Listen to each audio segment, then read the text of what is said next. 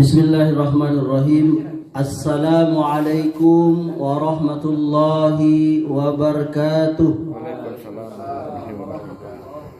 Alhamdulillahi hamdan katsiran thayyiban mubarakan fi kama yuhibbu rabbuna wa yarda. Wassalatu wassalamu nabi rahmah wa ala alihi wa sahbihi wa man ittaba'ahum bi ihsanin ila yaumiddin wa ba'du. Ikhwan dan akhwat sekalian, jamaah majelis taklim Baiti Jannati yang saya cintai dan dimuliakan oleh Allah.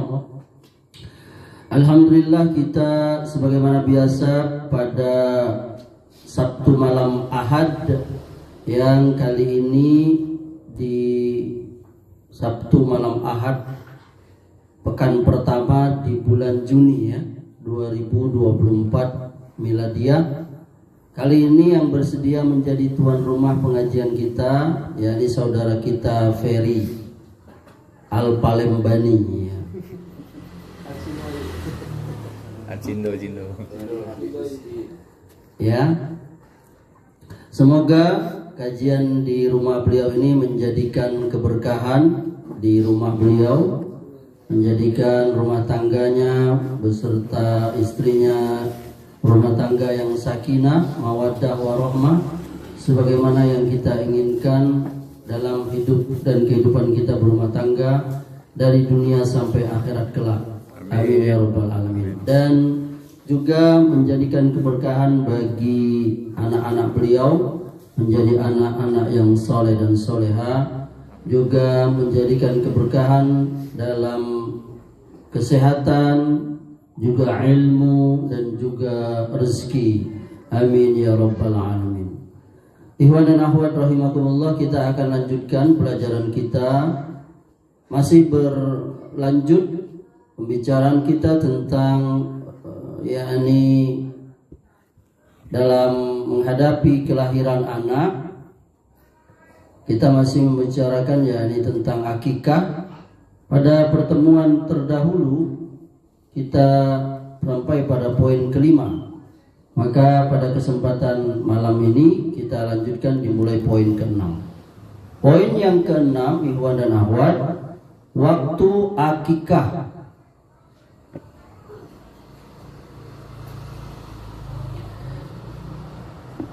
Sesahih-sahih hadis yang sampai kepada kita tentang waktu akikah itu adalah hadis yang sudah kita baca. Hadis Samurah bin Jundab, di mana Rasulullah SAW bersabda, setiap anak tergadai dengan akikahnya, yakni disembelih kambing untuknya pada hari ke-7. Pada pertemuan pekan yang lalu kita sudah jelaskan apa maksud tergadai itu ya. Ada 3 poin kalau nggak salah ya. Kenapa dia disebut anak itu tergadai ya kan? Tidak ada ini khilaf, perbedaan para ulama tentang hal ini, yakni tentang penyembelihan pada hari ke-7. Karena ini merupakan keterangan yang sah datangnya dari Nabi sallallahu alaihi wasallam. Hadisnya sahih. Ya. Disepakati oleh para ulama, dan juga isinya itu matanya jelas, jadi menyebutkan hari yang ke-7. Hanya saja mereka berbeda pendapat. Apakah hari ke-7 itu merupakan ketetapan mutlak, atau dia adalah hari yang disukai saja, atau maksudnya lebih utama daripada hari yang lain. Nah, ini mereka khilaf. Mereka yang berpendapat bahwa hari ke-7 itu merupakan kemutlakan, yakni tetap. Jadi apabila disembelih sebelum hari ke-7, apalagi sesudahnya, maka tidak ada akikah. Maknanya apa? Tidak sah. Dan ini sebagaimana yang sampai kepada kita salah satu pendapat dari Imam Malik bin Anas. Jadi beliau mendapat bahwa akikah itu hari ke-7. nggak boleh diduluin, nggak boleh dilambatin, mutlak, ya kan? Akan tetapi jumhur atau kebanyakan para ulama, mereka berpendapat bahwa hari ketujuh itu hanya hari yang disukai saja, ya, atau maknanya adalah hari yang lebih utama saja dari waktu yang lain, dan dia bukan ketetapan mutlak, apalagi sebagai syarat sahnya akikah itu. Jadi boleh saja, ya. Maka apabila seseorang menyembelih sebelum atau sesudah hari ketujuh, maka sembelihannya sah dan mencukupi, ya. Hanya saja menyelisihi keutamaan zahir hadis itu tadi, ya. Atau lebih tegas lagi itu dikatakan itu menyalahi sunnah, ya. Meskipun sembelihannya itu sah dan mencukupi. Kenapa sembelihannya sah dan mencukupi padahal dia nyalahi sunnah? Nah, karena hari ketujuh bukan merupakan ketetapan mutlak dan syarat penyembelihan yang terkait dengan waktu tersebut sah, dan tidaknya penyembelihan akikah itu. Akan tetapi yang menjadi pegangan dalam hal ini adalah penyembelihan itu sendiri, ya, sebagai akikah, bukan waktunya. Jadi pendapat ini berpendapat bahwa yang jadi masalah itu sembelihannya itu sendiri, bukan waktunya itu. Yang kedua, itu yang pertama. Yang kedua, tergadainya anak dengan akikah. Kalau demikian maka pendapat jumhur ulama itu lebih tepat dan sekurang-kurangnya itu lebih mendekati kebenaran. Jadi maksudnya itu hari ketujuh itu hanya sebagai lebih utama. Kemudian mazhab yang kedua ini, jumhur ulama ini pun mereka nanti berselisih lagi tentang batasan waktunya berapa lama. Ya kan? Kalau kapan saja sampai apa? Sampai tua. Ya kan? Berapa lama? Apakah ada batasannya atau tidak? Sesudah mereka sepakat tentang sah dan mencukupinya penyembelihan akikah di luar atau di selain hari yang ke-7 tadi. Nah, sebagian ulama berpendapat bahwa itu maksimal hari ke-21. Itu satu pendapat. Pendapat yang lain mengatakan ya kapan saja, ya. Jadi kalau pendapat yang tadi itu, kalau dia nggak bisa hari ke-7, hari ke berapa? 14. Kalau nggak bisa juga hari ke-21. Nah, itu ulama berkata seperti itu. Nanti lebih luas lagi lah ya perbedaan dalam bab itu. Kemudian yang ke-7, bagaimana cara menghitung hari yang ke-7 itu? Bagaimana Ikhwan? Ini pun ulama berselisih. Pendapat atau mazhab yang pertama mengatakan bahwa menghitung jumlah 7 hari itu ialah dengan memasukkan hari kelahirannya itu sebagai hari pertama, atau dihitung sudah hari pertama 1 hari. Jadi hari kelahiran anak itu langsung hitung hari pertama. Maka menurut pendapat atau mazhab pertama ini, kalau anak itu lahir pada hari Ahad misalnya, mau lahirnya pagi kek, mau lahirnya sudah subuh atau siang atau sore atau bahkan malam atau tengah malam sebelum fajar pada hari Ahad, ya, malam Senin, sama saja itu ya. Maka cara menghitungnya adalah pertama, hari Ahad itu dihitung sebagai hari pertama kelahiran itu. Jadi hari Senin hari kedua, hari Selasa hari ketiga, hari Rabu hari keempat, hari Kamis hari kelima, hari Jumat hari keenam, dan hari Sabtu itu ketujuh. Hari Sabtu itulah waktu menyembelih. Itu mazhab pertama. Mazhab yang kedua, mereka tidak menghitung hari kelahiran itu sebagai hari pertama. Jadi cara menghitungnya itu kalau dia lahir hari Ahad tadi, maka ya mulai hitung hari pertama itu hari Senin, Isnain. Jadi hari pertamanya hari Senin, hari keduanya Selasa, hari ketiganya Rabu, hari keempatnya Kamis, hari kelimanya Jumat, hari keenamnya Sabtu, dan hari ketujuhnya hari Ahad. Maka hari Ahad itulah penyembelihan atau waktu akikahnya itu. Selama ini anu memahami di mana? Siapa yang pernah akikah? Hah? Pendapat yang kedua. Jadi dihitung hari ini ya. Jadi yang hari kelahiran tidak dihitung. Menurut Imam Nawawi, mazhab pertamalah yang benar. Ini menurut Imam Nawawi. Jadi Imam Nawawi berpendapat, jadi hari pertama itu hari kelahiran itu dihitung sebagai hari pertama. Itu dari zahir hadisnya itu. Ya. Hadisnya Samurah bin Jundub, yakni disembelih untuknya pada hari ketujuhnya. Jadi secara zahir hari kelahiran itu dihitung satu hari sebagai hari pertama. Ini pendapat Imam Nawawi. Wallahu ta'ala a'lam. Apa tadi? Ya? Anak-anak sampai kini belum akikah. Ya nggak apa-apa, nanti kalau ada waktu boleh akikah. Boleh udah besar. Boleh. Perempuan ketiga-tiganya. Boleh.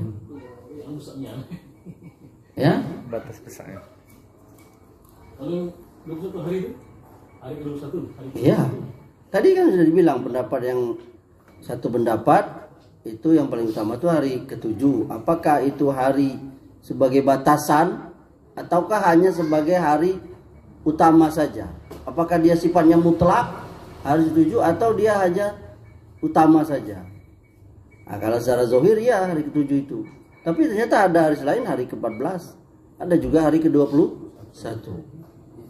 Tapi pendapat ulama yang lain juga boleh di hari yang lain, karena yang paling penting itu adalah penyembelihannya, bukan waktunya. Itu harus dikeluarkan kaki. Hah? Seperti anak-anak itu belum akikah. Harus dikeluarkan. Iya, kemarin sudah kita bahas itu.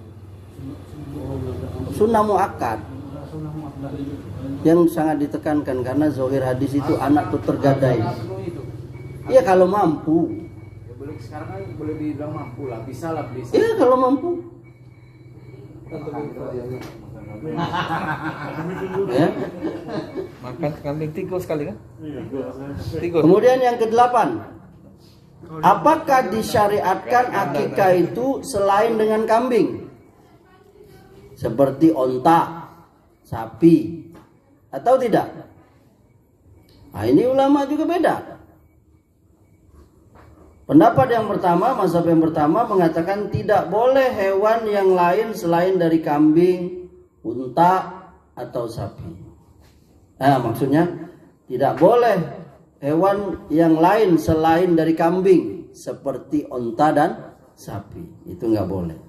Ya, ini maksudnya tidak mencukupi. Ya, ini maksudnya lebih tegas lagi, tidak sah akikahnya itu. Apa alasan mazhab pertama ini? Alasan mereka adalah ada dua jalan. Pertama, yakni fi'il, perbuatan Nabi SAW.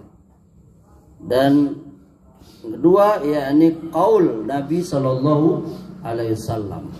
Yakni Nabi, perbuatan Nabi memotong kambing, beri domba untuk dua cucunya itu. Dan secara zahir perkataan beliau itu disembeli kambing itu ya. Kemudian mazhab yang kedua, pendapat yang kedua mengatakan mencukupi atau sah. Waalaikumsalam.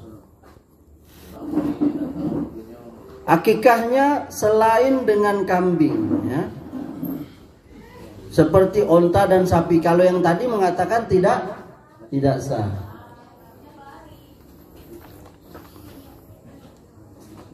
Ya. Mereka pun beralasan dari dua jalan, yaitu dengan jalan mengkiaskan udiah, yakni kurban, ya kan? Kurban kan boleh dengan onta, dengan sapi. Mereka kiaskan situ. Dan juga berdasarkan keumuman sabda Nabi sallallahu alaihi wasallam dari jalan Salman bin Amir, kata beliau, bersama anak itu ada akikahnya, maka alirkanlah darah, yakni maksudnya sembelilah hewan, enggak disebut. Jadi hadis ini tidak menentukan satu pun hewan untuk disembelih, yakni maksudnya umum. Ya. Oleh karena itu akikah kata mazhab yang kedua ini boleh dengan 3 hewan, yakni kambing, unta atau sapi. Maka ini dijawab. Untuk alasan yang pertama, yakni dengan cara mengkiaskan kepada jenis hewan kurban, yaitu onta, sapi atau kambing, itu lemah sekali. Nah, itu pendapat pertama, mengkiaskan jenis hewan kurban, yaitu onta, sapi dan kambing lemah sekali, karena syariat atau syarak telah menjelaskan jenis hewan yang diakikahkan tadi melalui fiil perbuatan Nabi dan juga qaul perkataan Nabi sallallahu alaihi wasallam, yaitu terbatas pada kambing, tidak kepada hewan yang lain. Jadi masalah ini kias tidak terpakai, kias ma'al farik. Ini kita selesaikan dulu ya. Sedangkan alasan yang kedua ini lebih lemah lagi. Sangat lemah dari yang pertama.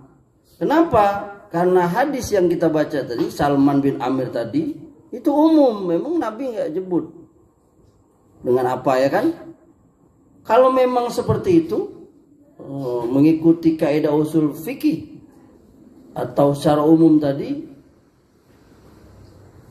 untuk menentukan hewan apa yang kita akikah itu, berarti hadis Salman bin Ahmad itu bisa kita pakai secara umum atau secara mujmal tuh.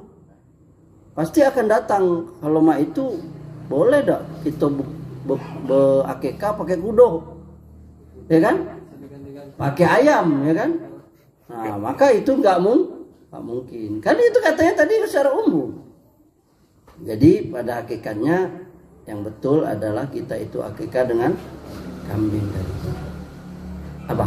Jangan dijadikan. Apalagi ayam. Sekarang kan mau lebaran haji, Ustaz. Ya. Kebetulan itu kalau kita niatkan beli kambing langsung kasih ke orang peminta kurban tuh, niatnya untuk akikah nyambung dari sana, Ustaz, pas mau kan. Anak lupa, Ustaz, pernah anak dengar kajian itu, tapi anak lupa sekarang. Wallahu alam, nanti ada tuh bagaimana hukumnya menggabungkan antara akikah dengan korban. Nanti kita masuk ya. Jadi Bab itu. bagi-bagi. Ya. Lebih baik udah makan. Oke, kita lanjutkan ya. Poin ke-9. Jumlah kambing akikoh untuk anak laki-laki dan perempuan. Nah, masalah ini juga sebagaimana masalah yang sebelumnya itu, ini ulama juga khilaf, berselisih. Ini menjadi 2 mazhab, 2 pendapat. Berkata mazhab yang pertama, yakni jumhur ulama, kebanyakan ulama, untuk anak laki-laki 2 ekor kambing, untuk anak perempuan 1 ekor kambing. Ini yang sudah kita mafhum ya. kita pahami dan kita amalkan. Inilah mazhab yang hak dan sahih dan lebih dekat kepada sunnah, yakni berdasarkan zahir hadis-hadis Nabi ya sallallahu alaihi wasallam. Itu sudah kita sebutkan di awal, yakni kalau nggak salah poin yang kedua itu ya, pembahasan kemarin ya, bahwa Nabi SAW dalam hadis itu dikatakan beliau mengakikohkan yakni kedua cucunya itu masing-masing 2 ekor kambing. Kemudian Nabi SAW pun di dalam banyak riwayat bersabda, untuk anak laki-laki 2 ekor kambing yang sama umurnya, dan untuk anak perempuan 1 ekor kambing. Selain itu mereka pun mengatakan bahwa apabila seseorang menyembelih untuk anak laki-laki hanya 1 ekor kambing saja, maka akikahnya itu pun sah dan mencukupi. Jadi mazhab jumhur, mazhab yang pertama ini tidak mewajibkan 2 ekor itu. Jadi 2 ekor itu bukan wajib. Bukan mutlak. Wah, tadi bukan mutlak tadi. Untuk 1 ekor anak laki-laki. Akan tetapi itu hanya mustahab saja atau disukai atau lebih utama. Kemudian mazhab atau pendapat yang kedua, untuk anak laki-laki dan perempuan masing-masing 1 ekor kambing sama saja. Ya. Di antaranya ini pendapat Imam Malik. Beliau menegaskan beberapa masalah tentang akikah di kitabnya Al-Muwatta, di Kitabul Akikah. Kata beliau, berkata Imam Malik, mazhab kami tentang akikah ialah barang siapa yang berakikah hanya saja dia mengakikahkan untuk anaknya masing-masing 1 ekor kambing. 1 ekor kambing untuk anak laki-laki dan perempuan sama saja, dan akikah itu tidaklah wajib, akan tetapi dia disukai atau mustahab mengamalkannya. Dan dia akikah itu merupakan urusan yang senantiasa dikerjakan oleh manusia. Maka barang siapa yang mengakikahkan anaknya, hanya saja akikah itu sama kedudukannya dengan sembelihan di waktu haji atau kurban. Yaitu tidak boleh akikah dengan kambing yang buta sebelah matanya, yang lemah, yang patah. Ini yakni beliau mengatakan keadaan atau kondisi kambing yang boleh kita sembelih untuk akikah itu sama dengan kambing yang untuk kita korban. Yakni sebaik-baiknya itu adalah kambing yang terbaik kita untuk persembahkan kepada Allah. Tidak tergantung perempuan laki-laki kambing. Tidak. Adapun soal jenis kelaminnya itu enggak ya. Nah, ini kita masuk nih yang ke-10. Jenis kambing, umur dan sifatnya. Nah, ini enggak ada kayaknya, para ulama enggak berselisih sepertinya. Ya, ini pertama, jenis kambing akikah itu boleh kambing laki-laki. Jantan. Hah? Jantan. Bukan laki-laki. Antum laki-laki atau jantan? Laki-laki. Tidak jantan antum. Salah pula. Enggak, amanahnya jantan tidak. Jantan. Nah, katanya laki-laki. Canda aja ya. Jadi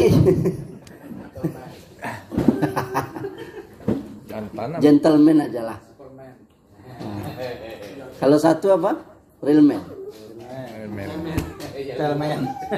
Kalau satu cemen. Jadi pertama, jenis kambing akikah itu boleh kambing jantan, boleh juga kambing betina. Itu sama saja itu. Jadi Nabi nggak ada harus kambing itu. Tapi barangkali kalau kita ingin mencari yang lebih utama, kayaknya kambing jantan lebih gagah ya. Betul nggak? Kayaknya kambing jantan itu lebih gede, betul nggak? Iya kan? Bandot ya namanya. Nah, itu nggak apa-apa. Tapi bukan kita menganggap apa. Hanya saja kita itu ingin mempersembahkan kepada Allah yang terbaik. Sama kayak korban itu. Untuk kita kalau ada uang, ada dana, kita mencari apa? hewan yang gemuk, yang besar, yang mahal, yang tanduknya bagus, yang giginya nggak ada ini, ya kan? Tentu mahal ya kan? Kalau sapi kemarin tuh sapi presiden yang katanya limosin ya kan? Berapa ratus juta atau berapa puluh juta itu. Nah itu persoalannya lain, ya. Tapi apakah perempuan atau jantan atau betina boleh, jantan betina. Tapi kalau misalnya dia lebih mahal, lebih ini karena kita ini kan sifatnya sembelihan untuk Allah, maka tentu yang kita mencari yang terbaik. Ya, tapi kalau betina nggak apa-apa. Ya. Kemudian yang kedua umurnya. Nah, tentang umurnya mereka para ulama mengkiaskan dengan umur kambing korban. Ya ini untuk kambing domba atau beri-beri itu umurnya 1 tahun atau kurang sedikit. Untuk kambing biasa, kambing kacang, kambing apa tuh? Umurnya 2 tahun dan masuk tahun ketiga. Kemudian yang ketiga, adapun tentang sifatnya mereka pun mengkiaskan dengan hewan kurban, yakni tadi yang sehat, bagus, ya kan? Tidak ada cacatnya, apalagi sakitnya, flu, ya kan? Jangan cari kambing yang sakit flu. Itu sudah dijelaskan para ulama. Jadi sekali lagi, Iwan, kalau kita akikah, ini benar-benar antum tuh, ini kan ibadah. Jadi antum kalau punya anak, antum langsung turun, antum beli, antum ada duitnya, cari langsung ini. Kalau ada ya, ada uangnya beli yang ini untuk Allah. Sembelian itu untuk Allah. Boleh kita motongnya, boleh orang lain. Harus diumumkan Ustaz. Apa tuh? Harus diumumkan dah. Umumkan maksudnya ngundang orang. Mau motong. Indah juga. Tapi kalau mau membagikannya ya ini akikah. Mau mentah, mau masak kan sudah kita bilang kemarin kan. Boleh. Utamanya Tapi masak kita, atau mentah? hah? Dimasak atau mentah? Mana yang termudah? Kalau kita mudah apa? Untuk langsung bagikan nggak apa-apa. Kalau kita mudah untuk masaknya, tentu orang lebih senang ya kan? Tinggal makan, ya kan? Semuanya ada kebaikan. Kalau kita kasih mentah, sebagian orang mungkin dia suka di sate, sebagian suka di ini, ya kan? Nah kalau kita yang masak mungkin kita bisa buatnya ada yang di sate, ada yang di gulai, ada yang di kari, ya kan? Itu semuanya intinya mudah. Islam itu mudah. Kalau kita undang orang tentu bisa membuat silaturahmi, ya kan? Siapa lagi yang mau punya anak? Ditunggu undangan akikahnya. Tapi ingat tadi tuh Iwan. Ini Iwan ya. Langsung kena tonton. Ini ingat Iwan ya. Terakhir si Ivan ya. Terakhir Ivan. Iya. Kapan? Kemarin. Nah, kita tunggu itu. Lanang lagi. Alhamdulillah. Anak Gapi. Oh Gapi. Iya, kok kapan hamilnya? Istrinya. Ya. Itu Iwan. Jadi kita kembali ke tadi. Jadi mau akikah, Apaan berarti? mau kurban, apa lagi? Mau kita punya niat nazar, carilah yang terbaik. Dan kalau perlu antum langsung turun. Gak usah suruh-suruh orang, ya kan? Kecuali kalau antum orang sibuk nih, ya kan? Cari yang terbaik. Kalau tidak langsung aja datang. Memang ini sembelihan ini adalah tauhid kepada Allah. Dan kenapa? Karena salah satu kesyirikan yang besar itu adalah orang menyembelih untuk berhala. Maka kita lawan itu. Yakni kita ini menyembelih untuk Allah gitu. Sebagian manusia mereka menyembelih untuk berhala. Ada sebagian orang kan ada yang ditusuk, digebuk, darahnya disiram kemana? Rumahnya itu kan perkara syirik semua. Nah, sembelihan yang kita lakukan ini, akikah kek, kurban kek, nazar kek, apa lagi? Itu semua karena Allah yang memerintahkan kita. Maka kita amalkan ini. Ini bukti pentauhid kita menyembelihnya bismillah. Hazamin siapa itu? Jadi antum yakin ini kita menegakkan tauhid. Di mana di saat orang-orang syirik, orang kaum musyrikin, mereka menyembelih hewan mereka itu untuk berhala mereka, untuk Tuhan mereka yang mereka jadikan ilah itu.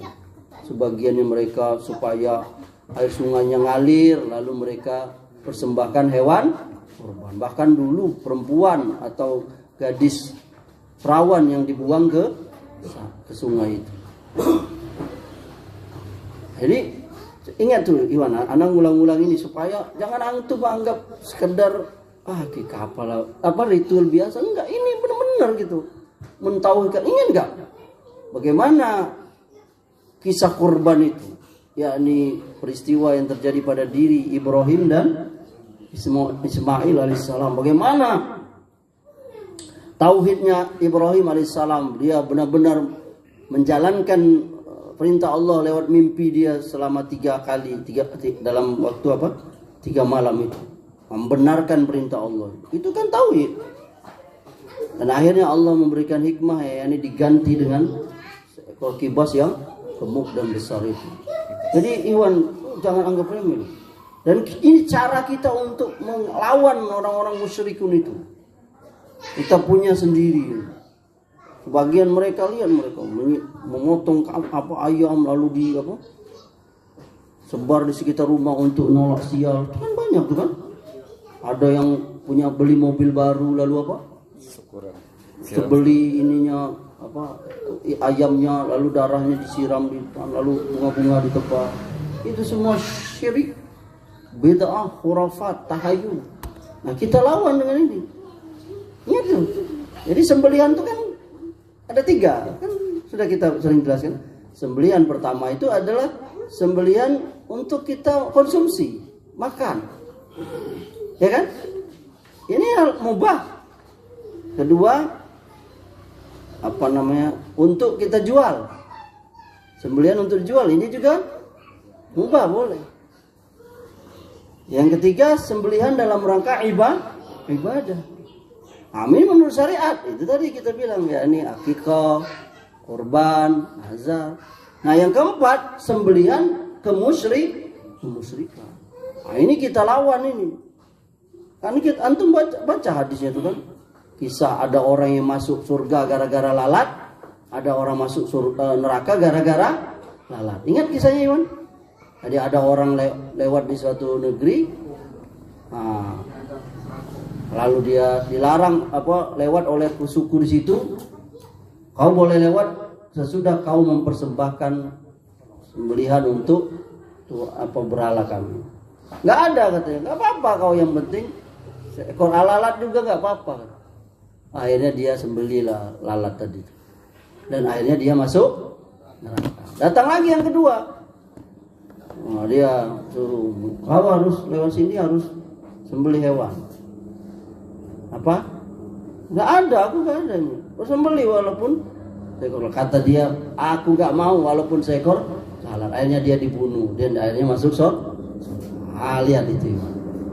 Jadi jangan anggap remeh itu sembelih. Ini tauhid, ini akidah. Dan kita yang ngaji salaf ini harus jadi konsen kita setiap saat. Anggap remeh. Masih banyak kaum musyrikin yang melakukan itu, dan bahkan sebagian kaum muslimin yang masih diliputi kejumutan, kebodohan, tidak tahu mana tauhid, mana syirik. Sebagian mereka muslim masih untuk mbah anu, untuk eyang anu, untuk keramat anu, masih di pelosok-pelosok itu. Kalau dia sakit apanya, ya kan, mengganti nama lah, motong inilah supaya anak. Yang pada hakikatnya mereka persembahkan untuk syaitan. Tapi pakai bacaan itu. Sampai mana tadi 3 ya? Kemudian ada pertanyaan, apakah yang dimaksud dengan sabda Nabi SAW untuk anak laki-laki 2 ekor kambing yang sama umurnya? Maka yang dimaksud ialah umur kedua ekor kambing tersebut sama tuanya atau hampir bersamaan gitu ya. Misalnya yang satu umur 2 tahun, yang lainnya pun harus sama atau kurang lebih sama. Baik lebih muda ataupun lebih tua.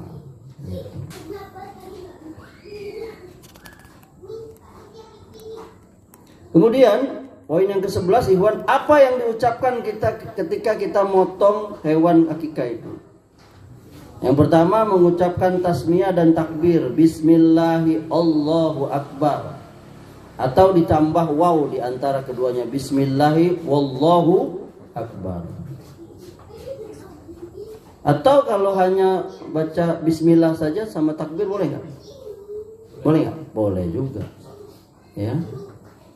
Yang kedua, dilanjutkan dengan ucapan Allahumma minka walaka hazi aqiqatu fulan. Nah, Allahumma minka walaka hazi aqiqatu fulan. Ya Allah, darimu dan untukmu ini adalah akikahnya si fulan. Sebutkan anak itu. Ya, ini disebut nama anak yang diakikahkan itu. Misalnya nama anak itu Ahmad bin Muhammad, ya, atau Torik bin Amri. Itu.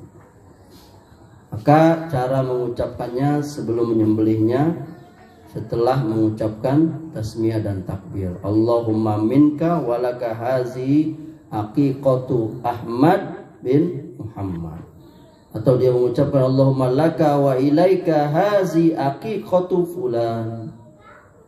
Nah, itu banyak dalilnya dari hadis. Ya. Kemudian yang ke-12, boleh enggak tulang kambing akikah itu dipotong-potong? Ya.